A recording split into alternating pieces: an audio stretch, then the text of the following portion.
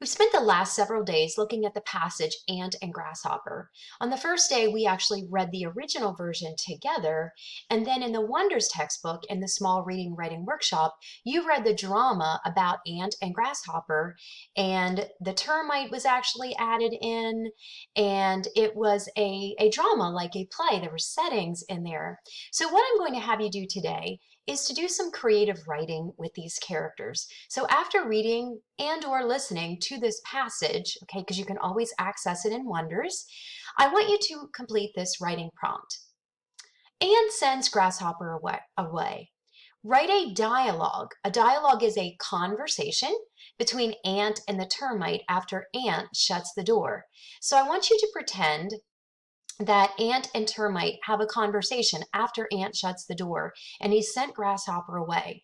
But here's what you have to do. You have to think about how Termite and Ant and the Grasshopper have been acting and behaving in the story, the things they've been saying and doing up to this point, because you need to use details from the text.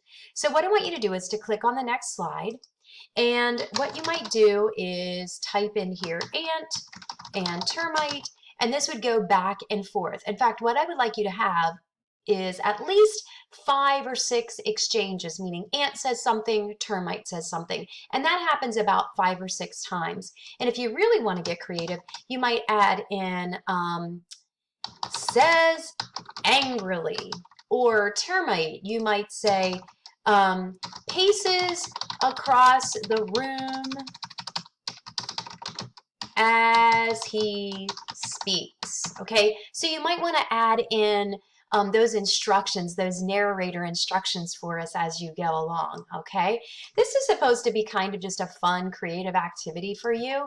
I'm going to remove this so you don't see this. Hang on, let me put this back up here. Mrs. Slightly moves things around too accidentally. So I'll have that out, but have a lot of fun with this.